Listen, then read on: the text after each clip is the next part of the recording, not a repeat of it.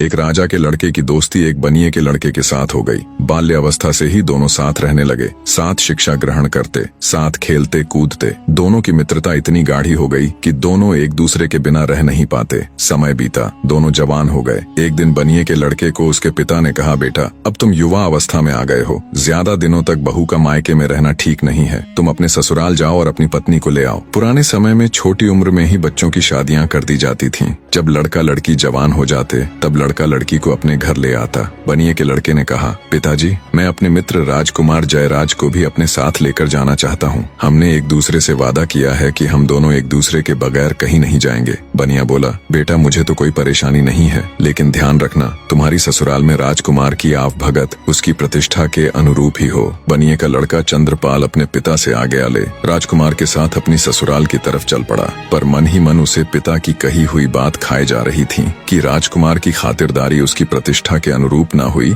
तो कहीं उसे बुरा न लग जाए। रास्ते में एक देवी का मंदिर पड़ता था। मान्यता थी कि वहाँ जो कोई कुछ भी मांगता उसकी मुराद पूरी हो जाती। बनिया और राजकुमार भी जब मंदिर के सामने पहुँचे तो वो भी मंदिर में देवी दर्शन के लिए चले गए। चंद्रपाल ने मन ही मन हाथ जोड़ देवी से प्रार्थना की, हे देवी मेरे लिए मेरे मित्र से बढ़कर कुछ भी नहीं है। मेरी ससुराल में उसकी आवभगत उसकी प्रतिष्ठा के अनुरूप ही हुई तो वापस लौटते समय मैं आपको अपना सिर भेंट कर दूंगा। दोनों चल पड़े और कुछ समय की यात्रा के बाद चंद्रपाल यानी बनिए के लड़के की ससुराल पहुंच गए। चंद्रपाल का ससुर अपने शहर का बहुत बड़ा जाना माना साहूकार था। उनके पास किसी चीज की कोई कमी नहीं थी। उन्होंने अपने दामाद और उसके मित्र की खूब अच्छे से खातिरदारी की और 15 दिनों तक उन्हें जाने नहीं दिया तथा बड़े मान सम्मान के साथ उनकी आवभगत की, जिससे चंद्रपाल और राजकुमार बहुत प्रभावित हुए। 16वें दिन चंद्रपाल के बहुत कहने पर उन्होंने बड़े आदर सत्कार सहित अपनी बेटी के साथ उनको विदा कर दिया। रास्ते में राजकुमार ने अपने मित्र के आगे उसके ससुराल वालों की बड़ी प्रशंसा की। चलते चलते जब वे देवी के मंदिर के सामने पहुंचे तो बनिए का लड़का अपनी पत्नी और मित्र को थोड़ी देर रुकने के लिए कह मंदिर के अंदर चला गया और अपनी प्रतिज्ञा अनुसार उसने अपना सिर काटकर देवी के चरणों में अर्पित कर दिया। जब बहुत देर तक वो नहीं आया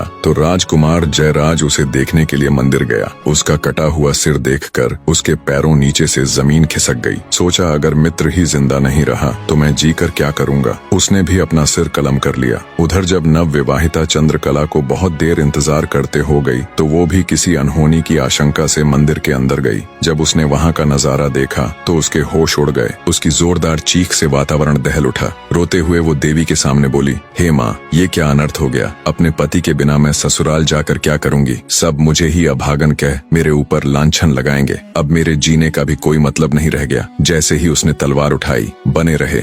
नव विवाहिता चंद्रकला ने खुद को मारने के लिए जैसे ही तलवार उठाई तभी देवी माँ प्रकट हुई और उसका हाथ पकड़ते हुए उसे ऐसा करने से रोक दिया। तब चंद्रकला बोली, हे देवी माँ मेरे पति और उनके मित्र की बलि तो आप ले ही चुकी हो। इन दोनों को तो आपने अपना बलिदान देने से नहीं रोका, तो अब मुझे क्यों रोक रही हो। मेरी भी बलि ले लीजिए, और वैसे भी मैं अपने पति के बगैर जीकर करूंगी भी क्या। देवी माँ बोली, मैं तुम्हारे पति की भक्ति, राजकुमार जयराज की दोस्ती और तुम्हारी अपने पति के प्रति निष्ठा और प्रेम देखकर बहुत प्रश्न हूँ। इसलिए मैं तुम्हारे पति और राजकुमार दोनों को जीवन दान देना चाहती हूँ। तुम ऐसा करो, दोनों के शीश उनके धड़ के ऊपर ज्यों के त्यों रख दो, मैं उन्हें पुनर्जीवित कर दूंगी। चंद्रकला ने जल्दी जल्दी से उन दोनों के सिर उठाए और उनके धड़ों के ऊपर रख दिए। देवी माँ ने अपना हाथ उठाकर एक दिव्य प्रकाश की किरण छोड़ी और दोनों जीवित हो गए। उनको जीवित करने के बाद देवी माँ अंतर्ध्यान हो गई, लेकिन जल्दबाजी में चंद्रकला से एक गड़बड़ हो गई। उसने अपने पति का सिर राजकुमार के धड़ के ऊपर रख दिया और राजकुमार का सिर उसके पति के धड़ पर। राजा विक्रमादित्य बोले, बताओ अब चंद्रकला किसकी पत्नी हुई, बनिए के लड़के चंद्रपाल के धड़ वाले की या फिर उसके शीश वाले की। चंद्रकला उसके पति के सिर वाले की हुई।